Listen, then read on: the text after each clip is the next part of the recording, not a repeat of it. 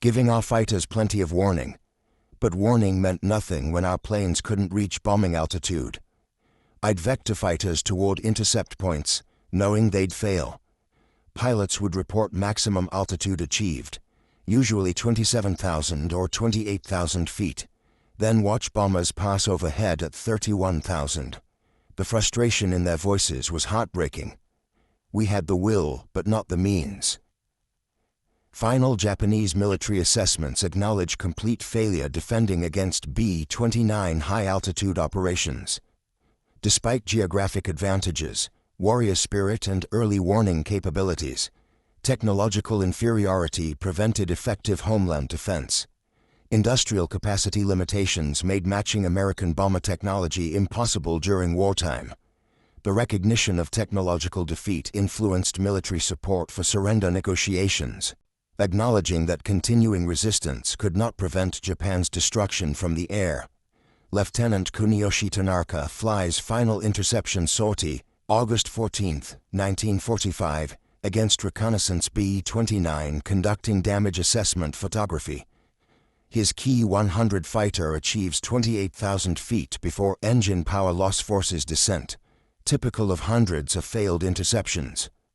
The photo reconnaissance aircraft proceeds unmolested at 35,000 feet, documenting atomic bomb damage for American intelligence.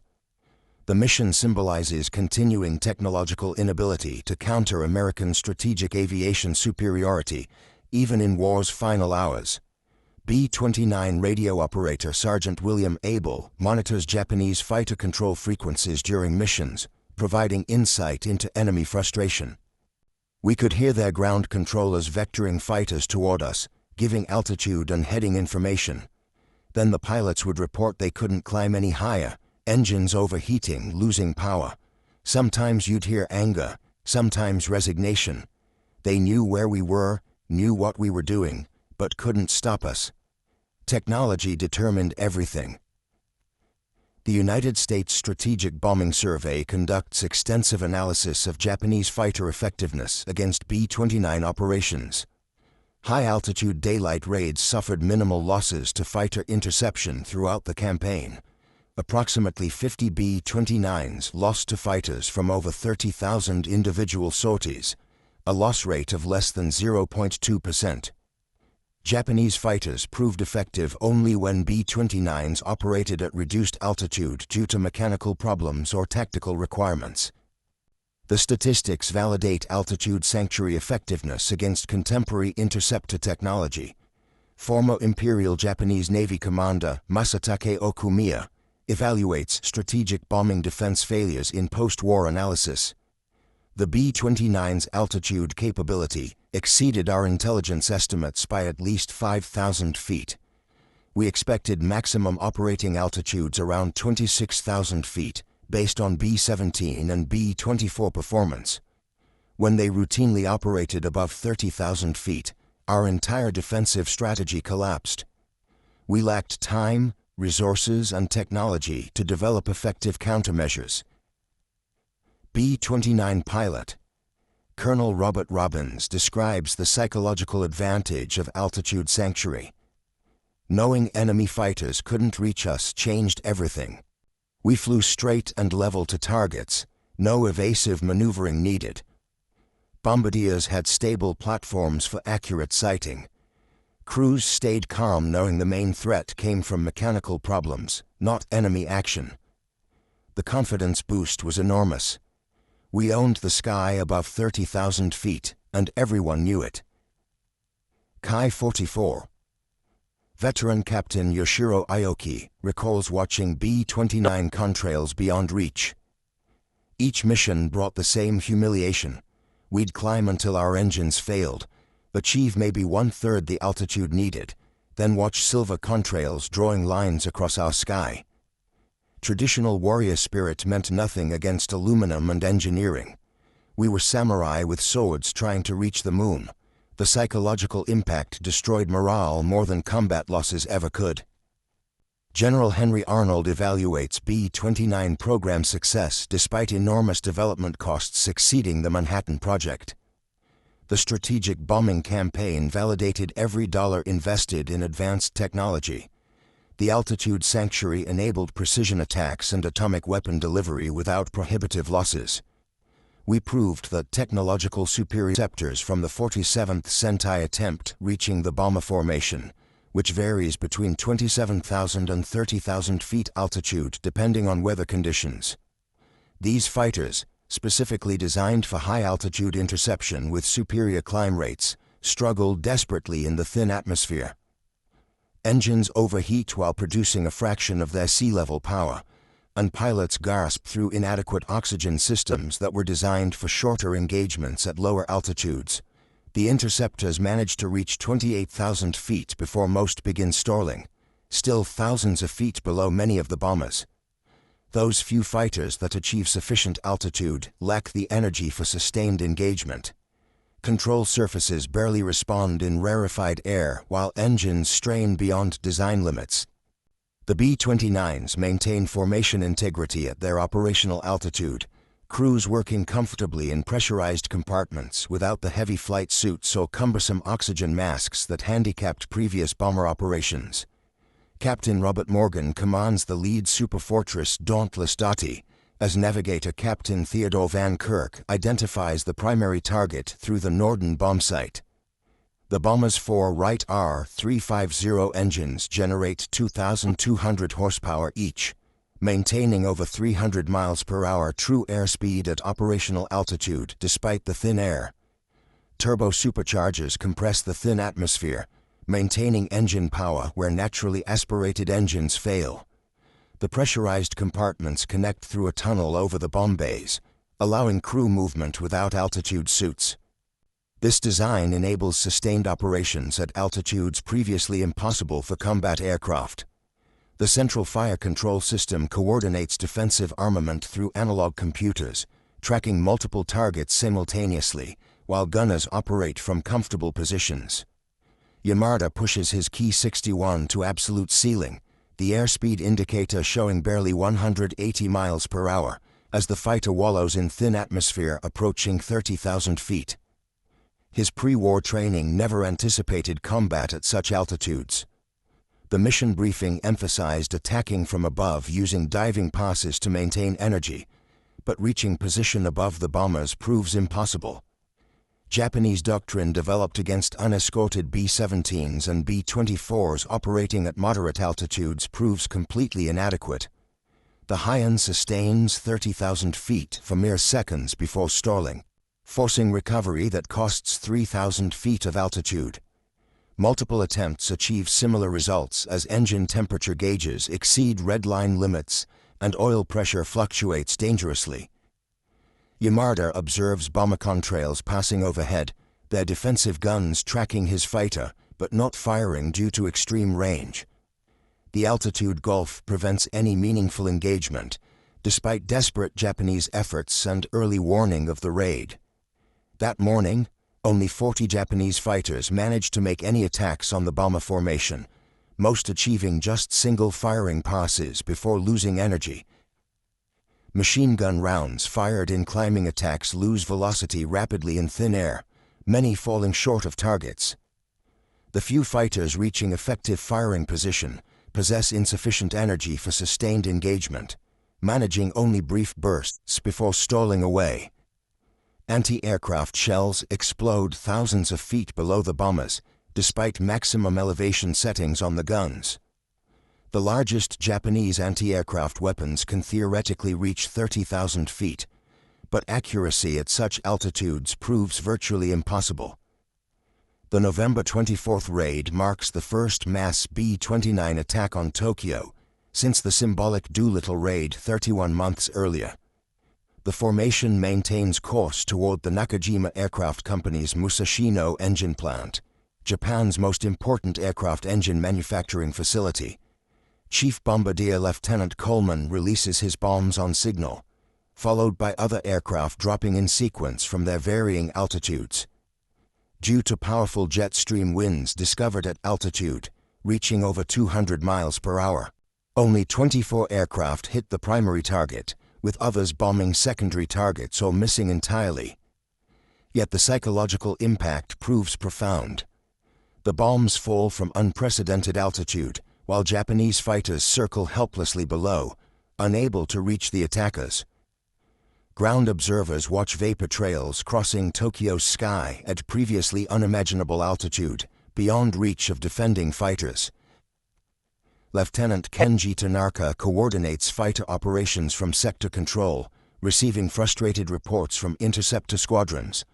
Pilots report engines failing, controls becoming ineffective, and inability to sustain altitude necessary for interception. The bombers proceed through Japanese airspace, suffering only one loss, to a ramming attack by a damaged fighter in a suicidal gesture of desperation. Defending pilots expend fuel in futile climb attempts, most returning to base without ever reaching firing range. The technological superiority displayed shocks Japanese military leadership and pilots alike. The 21st Bomber Command concludes its first Tokyo mission with minimal damage from defenses, though mechanical issues force several B-29s to divert or ditch in the Pacific. Japanese fighters claim only one confirmed victory through ramming, while bomber gunners claim 5 Japanese fighters destroyed. The altitude sanctuary contradicts every Japanese expectation based on intercepting lower-flying bombers from China bases. This operational failure stems from fundamental misunderstanding of American bomber capabilities and the revolutionary nature of the B-29's design. Lieutenant Commander Minoru Genda observes B-29 operations from Naval Headquarters, analyzing Army fighter failures with growing concern. His intelligence reports emphasize the unprecedented bomber altitude that exceeds Japanese interceptor capabilities by significant margins. Even the Navy's latest fighters cannot effectively engage at such heights. The strategic implications suggest requirements for completely new aircraft designs or alternative defensive methods. But Japan lacks time and resources for such development.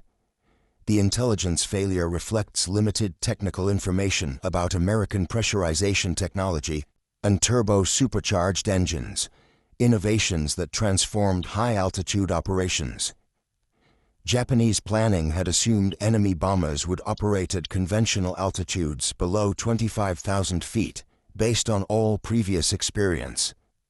The B-29's pressurized cabin concept remained poorly understood by imperial military analysts, who failed to grasp its implications for combat operations. Previous American bombers operating from China bases flew at altitudes Japanese fighters could reach, reinforcing these assumptions. December 3, 1944 brings another concentrated B-29 attack against Tokyo, with 86 aircraft targeting the same Musashino plant. The Japanese response evolves based on the November experience.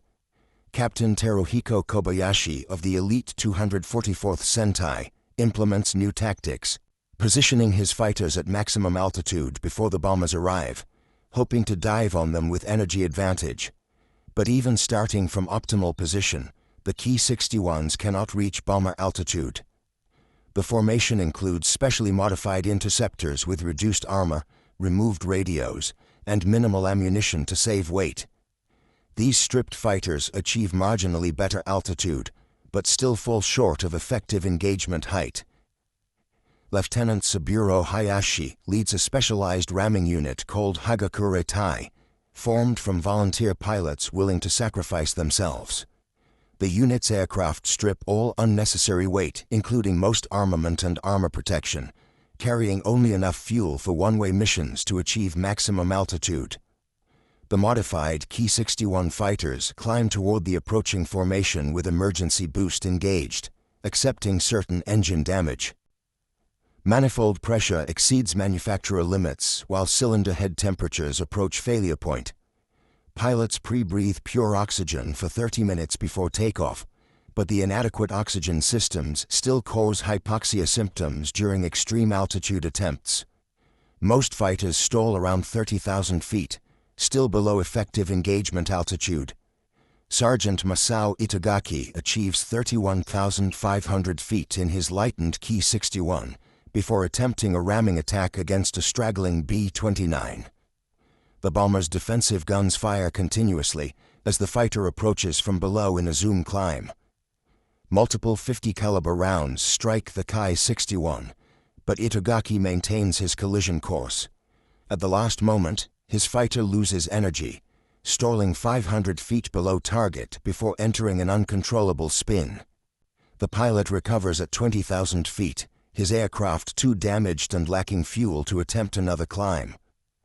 The ramming attacks achieve occasional successes when bombers descend due to mechanical problems, but cannot systematically counter the high-altitude threat. Through December 1944, B-29 losses remain minimal, while Japanese cities begin suffering strategic damage.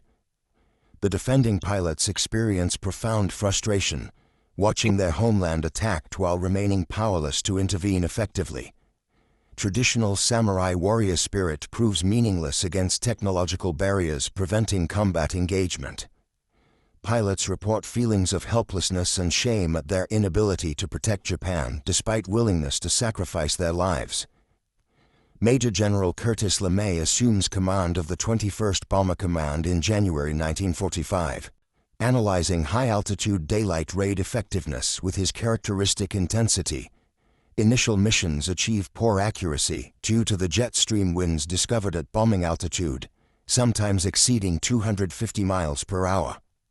These winds, unknown before B-29 operations, push bombers rapidly across targets, making accurate bombing nearly impossible. Navigation proves difficult while bombs drift miles from intended targets regardless of bombardier skill. Cloud cover frequently obscures targets during winter months, forcing radar bombing with minimal precision.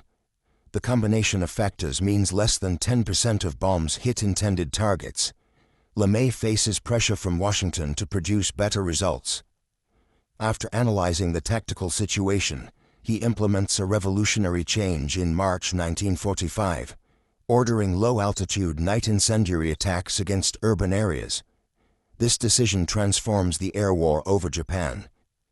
B-29s strip defensive armament except tail guns, carrying maximum incendiary bomb loads.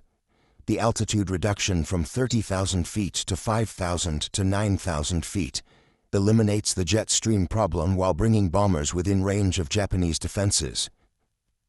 The tactical shift means Japanese fighters can suddenly achieve effective interception altitude, fundamentally changing combat dynamics. March 9, 1945. Witnesses Operation Meeting House, the devastating Tokyo firebombing mission that reshapes strategic bombing doctrine. The attack force of 334 B-29s approaches at 5,000 to 9,000 feet altitude, finally within reach of all Japanese fighter types. Night conditions and the unexpected tactical change initially confuse Japanese defenses.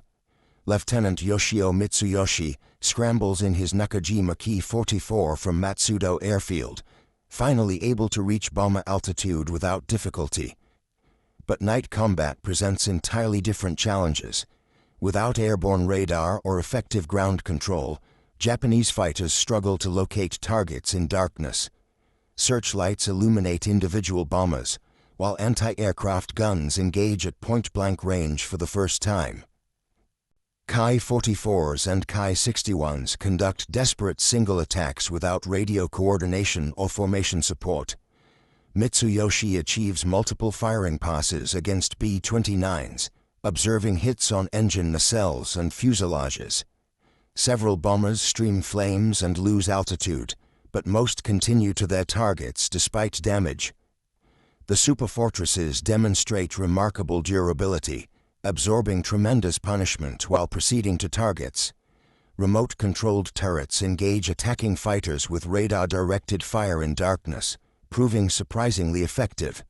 Japanese pilots trained for daylight combat struggle with night engagement techniques.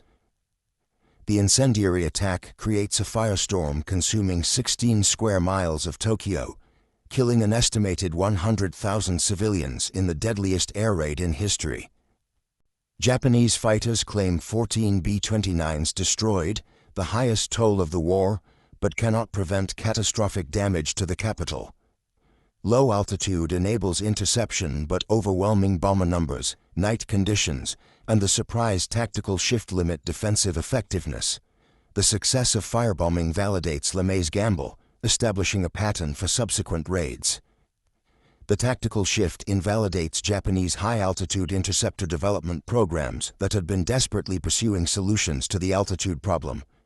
Resources devoted to high-altitude engine development and pressurization research become irrelevant overnight. Imperial Navy Lieutenant Sadamu Komachi flies the new Mitsubishi J-2M Raiden interceptor during B-29 raids over Nagoya in early 1945. The Raiden's supercharged Kasei engine enables a 36,000-foot ceiling, theoretically sufficient to engage B-29s. But combat at extreme altitude proves nearly impossible even when fighters can reach bomber height. Controls barely respond while the engine produces minimal power despite supercharging. Pilots report inability to maintain pursuit curves or lead targets effectively in the thin air. Even when reaching bomber altitude, fighters lack performance for effective engagement. The Raiden requires perfect positioning before bomber arrival to attempt even a single firing pass. Climbing pursuit from below remains impossible once bombers pass overhead. Many pilots experience oxygen system failures causing disorientation or unconsciousness at altitude. The few successful interceptions occur against damaged stragglers descending from formation, not healthy bombers at operational altitude. April 1945 brings coordinated kamikaze attacks against B-29 formations. As conventional interception continues proving inadequate, the Japanese military formally organizes special attack units specifically targeting B-29s. Corporal Kiyoshi Ogawa successfully rams B-29 Torchi over Kawasaki on April 12, both aircraft destroyed in the collision. This same day witnesses one of the most celebrated acts of heroism in B-29 operations. Staff Sergeant Henry Irwin earns the Medal of Honor when a phosphorus flare explodes prematurely in his aircraft. The device burns through Irwin's face and body, destroying his nose and blinding him. Despite horrific injuries, Irwin carries the flaming device through the bomber to the cockpit window, saving 11 crew members. His sacrifice exemplifies the courage shown by both sides despite the technological mismatch. Special attack units form at multiple bases, with pilots volunteering for certain death missions against the Silver bombers. These ramming attacks achieve limited success, destroying perhaps 10 B-29s throughout the war, a tiny percentage of the bomber force. The psychological impact on American crews exceeds the tactical results, knowing that enemy pilots will deliberately ram their aircraft. Yet even successful ramming attacks cannot significantly impact the bombing campaign's effectiveness. The central fire control system on B-29s proves remarkably effective against Japanese fighters, despite reduced gun positions compared to B-17s. Computer-controlled turrets track multiple targets simultaneously, while gunners operate from pressurized compartments rather than exposed positions. Japanese pilots report unprecedented defensive fire accuracy, with the automated system maintaining tracking even during evasive maneuvers. The remote control system allows continued operation despite battle damage to individual gun positions, unlike previous bombers, where gunner casualties meant defenseless arcs. This technological advantage compounds the altitude sanctuary when bombers operate at maximum ceiling. The arrival of P-51 Mustang escorts from Iwo Jima in April 1945 further transforms the tactical situation. These long-range fighters establish air superiority over Japan, making daylight B-29 operations even safer. Japanese interceptors must now contend with aggressive escort fighters while attempting bomber engagement. The few fighters that penetrate the escort screen find themselves pursued while trying to position for bomber attacks. Captain Yasuhiko Kuroe commands the 64th Sentai equipped with new Nakajima-Ki 84 Hayate fighters, Japan's most advanced operational fighter. The Ki-84 achieves better altitude performance than earlier types, with a service ceiling of 34,450 feet under ideal conditions. Maximum sustained altitude reaches about 32,000 feet with reduced armament and minimal fuel load. Pilots report adequate performance up to 28,000 feet before dramatic power degradation occurs. The HAR-45 engine, though powerful at medium altitudes, lacks effective supercharging for extreme height.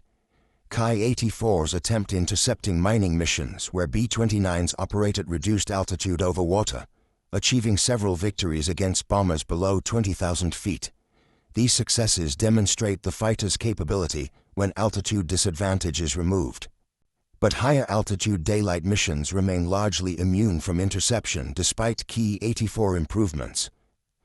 The performance gap persists throughout remaining combat operations, with most Ki-84 sorties failing to reach engagement altitude. June 1945 introduces the Kawasaki Ki-100, a fighter converted from Ki-61 airframes with radial engines replacing the troublesome liquid-cooled power plants. The modification improves reliability dramatically, but reduces altitude performance compared to inline engine versions. Ki-100s excel against American fighters at medium altitude, proving highly maneuverable and well-liked by pilots. But the radial engine lacks high-altitude capability, limiting ceiling to around 32,000 feet. Pilots report superior handling characteristics, but insufficient altitude performance for B-29 interception. The Ki-100 represents Japan's best operational fighter, but arrives too late and in insufficient numbers. Japanese aircraft industry produces various specialized high-altitude interceptor prototypes throughout 1945. The Mitsubishi Ki-83 twin-engine fighter promises exceptional altitude performance with turbo-supercharged engines. The Kawasaki Ki-102 heavy fighter carries powerful armament specifically for bomber destruction. Development programs suffer from material shortages, particularly high-grade aluminum and special alloys needed for superchargers. Manufacturing difficulties prevent operational deployment before war's end, with most prototypes destroyed in bombing raids. B-29 attacks systematically destroy aircraft factories and engine plants, eliminating production capability. The Akashi engine works, producing the HAR-40 engine for Ki-61 fighters, burns in January 1945. The technological gap widens as American improvements outpace Japanese development efforts, with each month bringing enhanced B-29 capabilities, while Japanese industry collapses. Lieutenant Colonel Paul Tibbets leads special training for atomic bomb delivery, taking advantage of B-29 altitude capability. The Silver Plate B-29s strip all defensive armament except tailguns, achieving even higher operational altitudes. These modifications ensure nuclear delivery aircraft remain completely immune from interception. August 6, 1945, brings the ultimate demonstration of altitude sanctuary when Enola Gay approaches Hiroshima at 31,060 feet. Japanese fighters launch from nearby bases but cannot reach the lone bomber's altitude. Lieutenant Matsuo Yasui climbs desperately in his Ki-61, struggling to reach the enemy. His fighter achieves 29,000 feet before stalling, still 2,000 feet below the bomber. Other interceptors fare no better, with most failing to exceed 27,000 feet despite perfect weather conditions. The atomic explosion occurs while fighters circle helplessly below, unable to intervene or even identify the special nature of the weapon. Similar failure occurs August 9th when Bockscar delivers the second atomic weapon over Nagasaki. Japanese radar tracks the bomber throughout its approach, providing ample warning for interception attempts. Multiple fighter squadrons launch, but cannot reach the B-29's altitude of 28,000 feet. The technological sanctuary enables strategic weapons employment without any possibility of prevention. Post-war analysis reveals the full extent of Japanese technological disadvantage against B-29 operations. Pressurization technology enabled sustained operations above Japanese interceptor capability throughout the campaign. American crews worked efficiently at altitudes where Japanese pilots could barely survive. Engine turbo supercharging maintained power at altitudes where Japanese engines produced less than half their rated output. The accumulated advantages proved absolutely decisive in strategic bombing effectiveness. Japanese pilots consistently demonstrated remarkable courage and skill within the mechanical limitations of their aircraft. Individual determination could not overcome fundamental technological disparities in equipment capability. High-altitude combat required engineering solutions beyond Japanese industrial capacity during wartime conditions. Material shortages, particularly special steels and aluminum alloys, prevented development of competitive systems. The B-29 campaign validated American investment in advanced bomber technology and industrial capacity. Strategic bombing effectiveness depended on achieving operational sanctuary through altitude advantage that no amount of enemy courage could overcome. Japanese defensive failures demonstrated the importance of matching enemy technological capabilities in modern warfare. The campaign influenced post-war military aviation development priorities worldwide, establishing precedents still relevant today. General Korichika Onarmi evaluates home defense failures during final military conferences before surrender. B-29 altitude superiority negated Japan's geographic advantages and fighting spirit completely. Technical inferiority proved insurmountable despite tactical innovation and pilot sacrifice. The recognition of technological defeat influenced military acceptance of unconditional surrender terms. Without the ability to defend against B-29s, continuing resistance became meaningless. Former Ki-61 pilot Lieutenant Naoshi Kano recalls desperate interception attempts in post-war memoirs. "We climbed with everything our engines could give, watching the temperature gauges go into the red zone. My flight leader's engine caught fire at 28,000 feet. He bailed out while I continued climbing, reaching perhaps 30,000 feet before my controls became completely ineffective." The B-29s passed overhead like silver ghosts, unreachable despite our most desperate efforts. The frustration and shame of being unable to protect our homeland haunted us more than fear of death.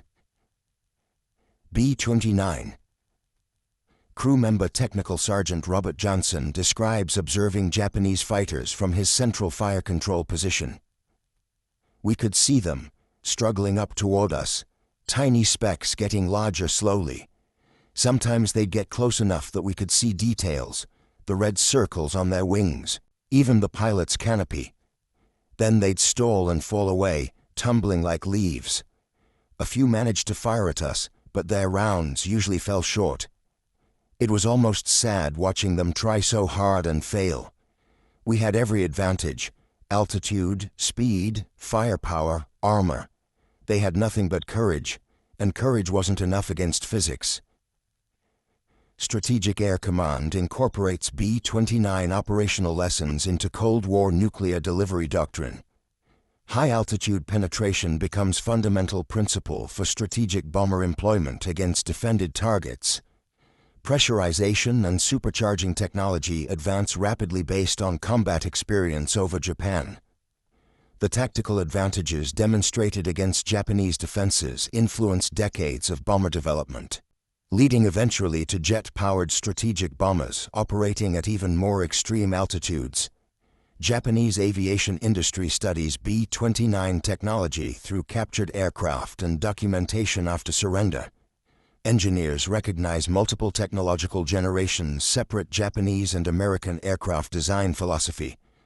Pressurization systems incorporate complex sealing mechanisms and structural reinforcement beyond Japanese manufacturing capability.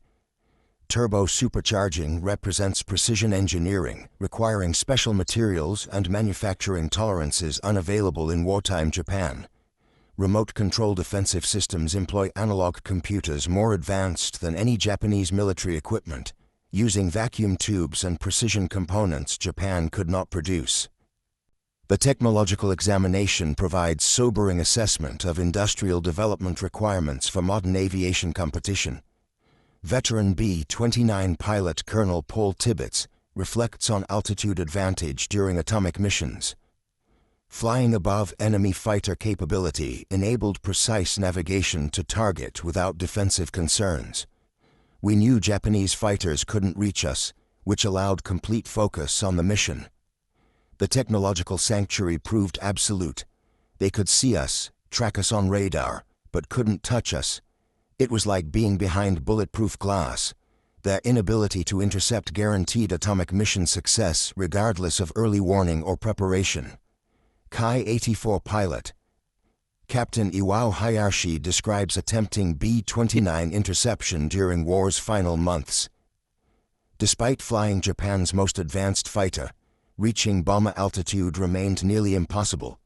The engine would cough and sputter above 30,000 feet, barely producing enough power to maintain flight. Controls became mushy, like flying through molasses. We'd make one pass if lucky, firing a short burst before stalling. Watching them continue unharmed while our cities burned below created a sense of helplessness I'll never forget.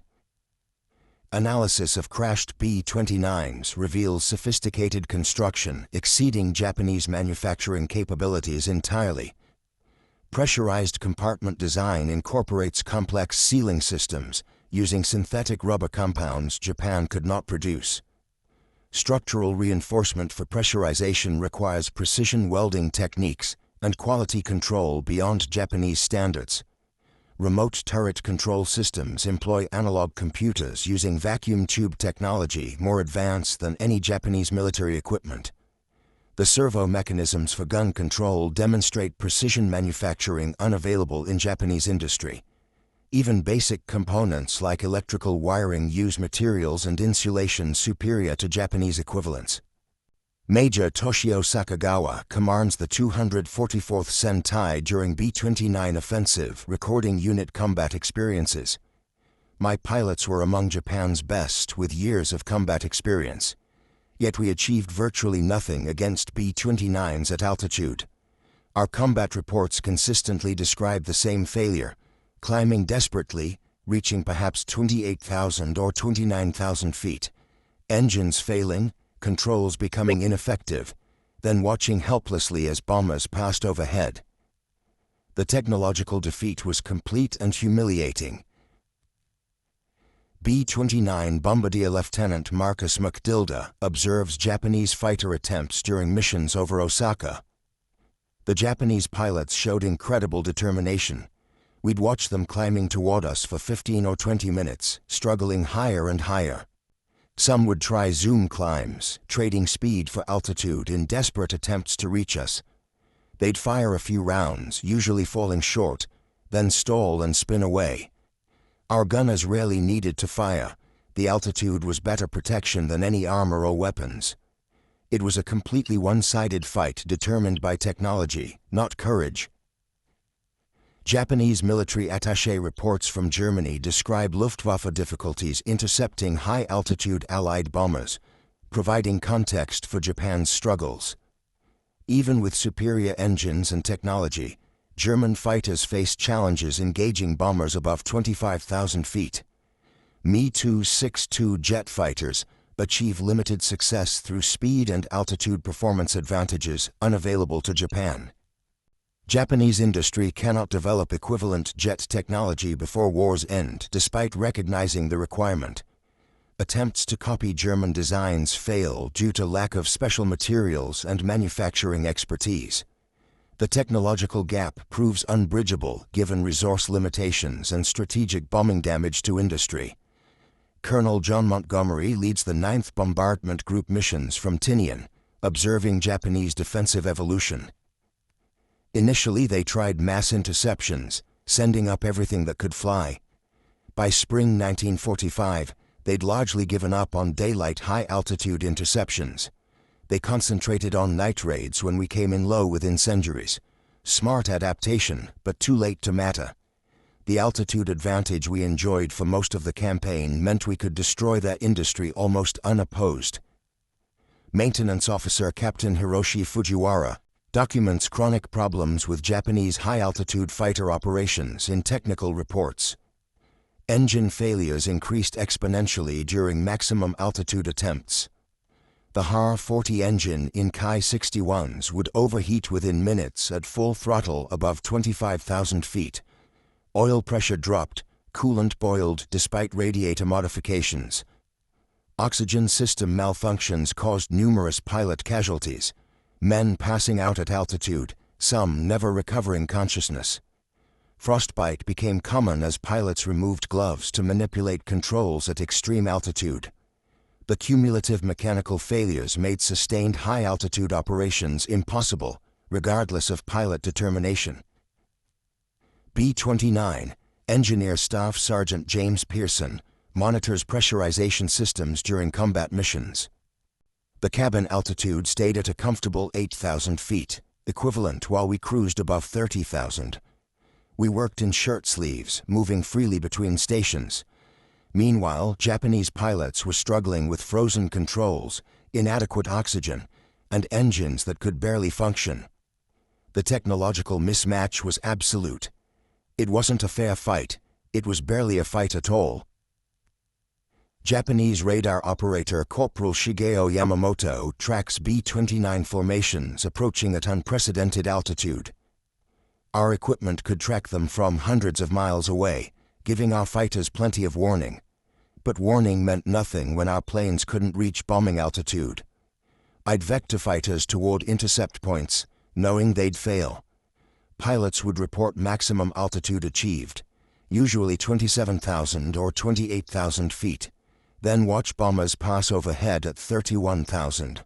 The frustration in their voices was heartbreaking. We had the will, but not the means. Final Japanese military assessments acknowledge complete failure defending against B-29 high-altitude operations.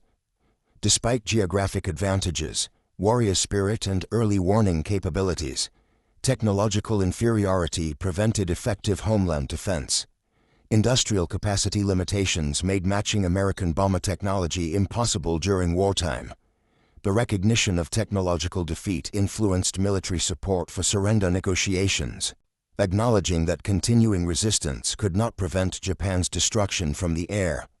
Lieutenant Kuniyoshi Tanaka flies final interception sortie, August 14, 1945, against reconnaissance B-29 conducting damage assessment photography.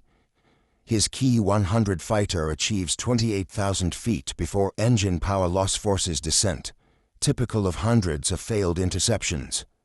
The photo reconnaissance aircraft proceeds unmolested at 35,000 feet, documenting atomic bomb damage for American intelligence.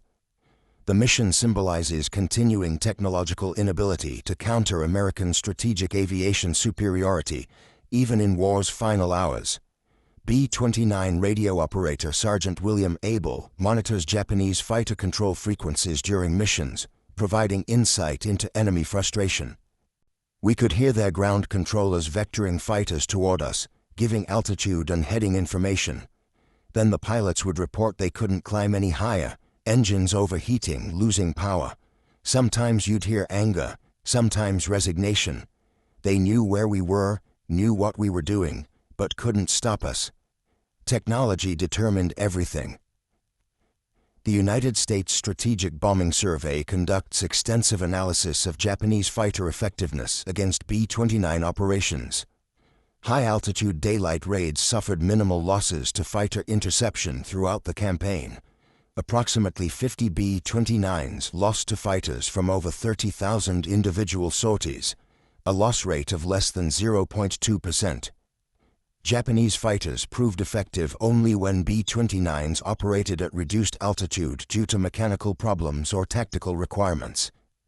The statistics validate altitude sanctuary effectiveness against contemporary interceptor technology.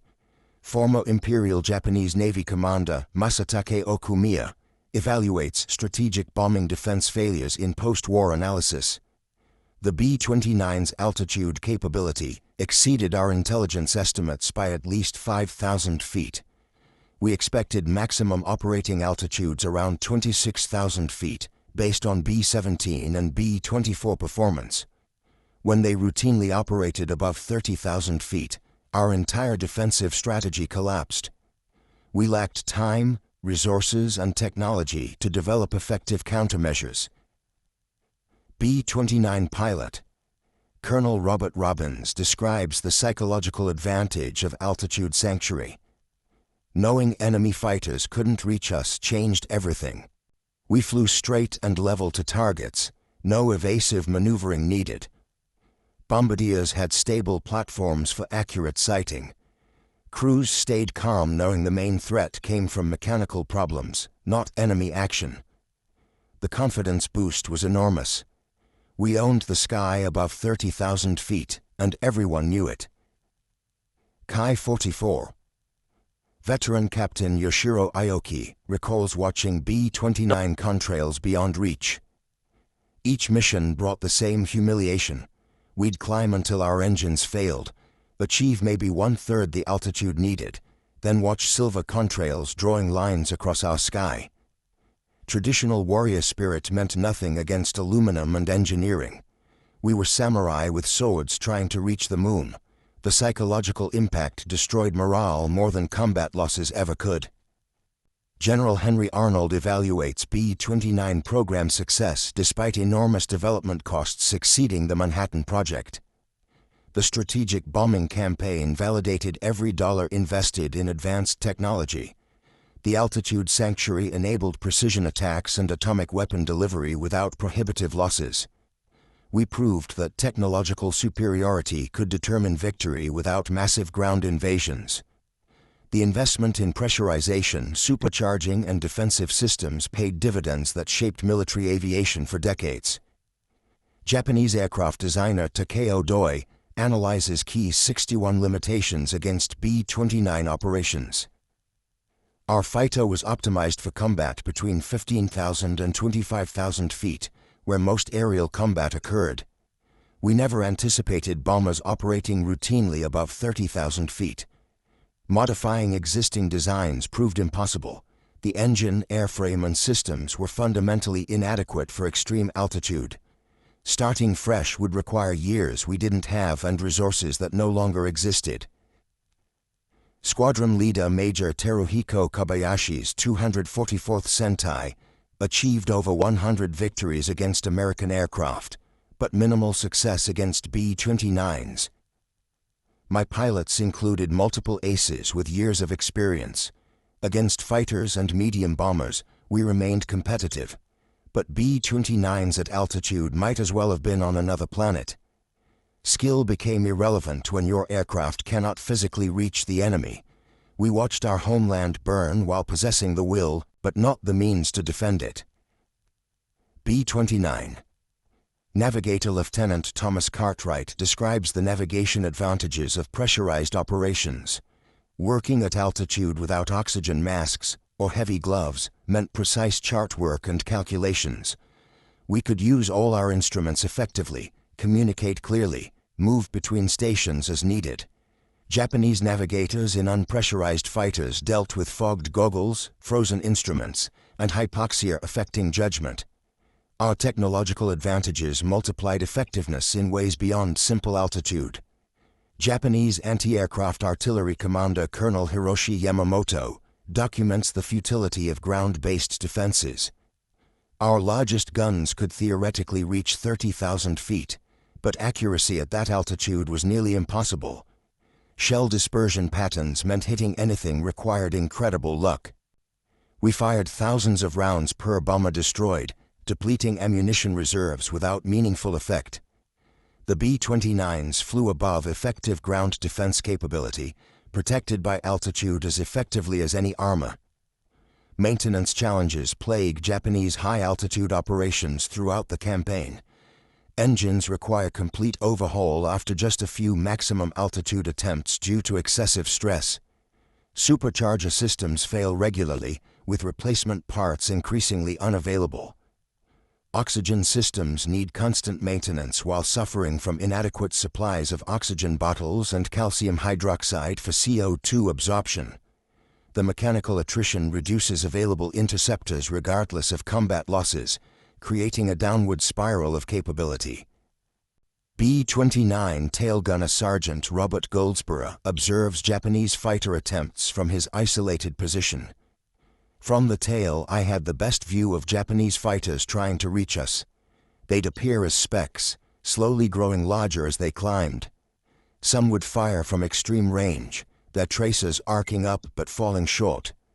Others would try zoom climbs, trading all their speed for altitude. They'd hang motionless for a moment, almost reaching us, then stall and tumble away. I rarely fired. They never got close enough to be a real threat. The technological mismatch extends beyond simple altitude to every aspect of aerial warfare. B-29s carry sophisticated navigation equipment, including radar and radio navigation aids unavailable to Japanese forces. Communication systems allow coordinated operations across hundreds of miles, while Japanese radios frequently fail. Even basic equipment like heated flight suits and optical gun sights demonstrate American industrial superiority. Japanese industrial mobilization cannot match American production capability, despite desperate efforts. B-29 manufacturing incorporates precision techniques and quality control beyond Japanese capability. Assembly line production achieves economies of scale impossible with Japanese cottage industry methods. America produces nearly 4,000 B-29s, while Japan struggles to manufacture hundreds of inferior fighters. Attempts to replicate captured equipment fail due to materials science limitations. Japan lacks access to special alloys, synthetic materials, and precision manufacturing tools required for advanced aviation technology. The industrial technology gap proves insurmountable, given wartime constraints and resource availability. Lieutenant Commander Masahiko Kawamoto leads special attack units against B-29 formations over Nagoya. We modified our tactics constantly, trying everything imaginable. Night attacks, dawn interceptions, coordinated ramming attempts. Nothing worked consistently. The B-29s adapted faster than we could, changing altitudes, routes, and tactics. When we finally developed techniques for night interception, they switched back to high-altitude daylight raids we couldn't reach. They held every advantage while we only had determination. Boeing engineers designed the B-29 specifically for Pacific Theater strategic bombing requirements against Japan. Extended range enables operations from distant bases beyond enemy interdiction capability. Pressurization allows routine operations at altitudes exceeding enemy interceptor performance. Defensive systems provide protection without sacrificing performance. The design philosophy prioritizes technological advantage over traditional bomber characteristics, creating a weapon system rather than just an aircraft. Post-war aviation development incorporates lessons from B-29 operations extensively. Pressurization becomes standard for commercial aviation, directly adapted from military technology. Turbo supercharging enables routine high-altitude flight for all aircraft types. Remote control systems evolve into modern fly-by-wire technology. The technological innovations transform aviation beyond military applications, establishing foundations for modern aerospace industry. Captain Kazuo Tsunoda commands Key 84 Squadron during final homeland defense operations. Japan's most advanced fighter meant nothing against B-29s at altitude. Below 25,000 feet, we could fight effectively. Above that, we were helpless. Pilots would return from missions demoralized, having never fired a shot. The psychological damage exceeded our aircraft losses. We knew we were beaten technologically, which meant we were beaten completely. The B-29 operations vindicate American strategic bombing doctrine through technological superiority demonstration. Altitude sanctuary enables systematic destruction of Japanese military-industrial capacity without prohibitive losses. Strategic effects achieve decision without invasion, validating air power theories. Atomic weapon delivery succeeds due to immunity from interception at operational altitude. The campaign proves decisive air power application through technological advantage rather than mass, establishing precedents for Cold War deterrence strategy. Japanese military leadership recognizes technological defeat implications for continuing warfare. The inability to defend against B-29s demonstrates broader technological inferiority across all military capabilities. Industrial capacity cannot match American production while suffering strategic bombing damage continuously. The cumulative recognition influences Emperor Hirohito's decision, accepting unconditional surrender terms. Without means to prevent aerial destruction of Japan, continued resistance becomes pointless sacrifice. Veteran B-29 Crew Chief Master Sergeant Frank Morrison maintains aircraft systems throughout Pacific Campaign. The pressurization equipment was complex but reliable when properly maintained.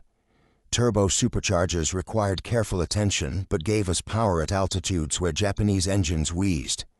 Every system represented years of engineering development and industrial capability Japan simply didn't possess. We won through technology and industrial might, not just courage. Former Ki-61 pilot Lieutenant Jiro Tanaka survives multiple unsuccessful B-29 interception attempts. Each mission demanded maximum physical effort fighting altitude effects. Breathing became difficult even with oxygen. Hands went numb from cold. Eyes watered continuously from dry air and cold. Then watching bombers proceed unopposed while our cities burned created psychological trauma beyond combat stress. We felt we had failed our ancestors, our emperor, our people. Not through lack of effort, but through technological inability. American industrial mobilization produces quantities and qualities of equipment beyond Japanese comprehension. The B-29 program alone costs more than Japan's entire military aviation budget for the whole war. Mass production achieves economies of scale impossible for Japanese manufacturing methods. Precision tools and quality control ensure consistent performance unavailable from Japanese industry. The industrial asymmetry compounds technological advantages throughout the strategic bombing campaign. General Curtis LeMay's tactical innovations maximize B-29 advantages against Japanese defenses. Low-altitude night raids negate altitude advantage but exploit other technological superiorities. Radar bombing, incendiary weapons, and mass formations overwhelm Japanese capabilities regardless of altitude. The flexibility to change tactics while maintaining technological superiority proves decisive. Japanese adaptation cannot overcome fundamental disadvantages in equipment and industrial capacity. The B-29 campaign transforms understanding of strategic air power application. Technology enables effects previously requiring massive ground forces. Industrial capacity becomes as important as military strategy in modern warfare. The precedents established influence military planning through the Cold War and beyond. Nuclear deterrence strategies build directly on B-29 operational experience over Japan. This comprehensive examination of Japanese fighter operations against B-29 raids reveals technology's absolutely decisive role in modern warfare. Despite extraordinary courage, tactical innovation, and desperate sacrifice, Japanese pilots could not overcome fundamental technological limitations. The altitude sanctuary provided by pressurization and turbo supercharging created an insurmountable advantage. When combined with America's industrial capacity for mass production of complex weapon systems, the technological gap proved impossible to bridge. The B-29's operational superiority over Japan vindicated American investment in advanced aviation technology, demonstrating conclusively that in modern warfare, technological advantage can prove more decisive than traditional military virtues of courage, skill, and determination. The campaign's outcome was determined in American factories and engineering offices as much as in the skies over Japan, establishing precedents that would shape military aviation development for generations to come.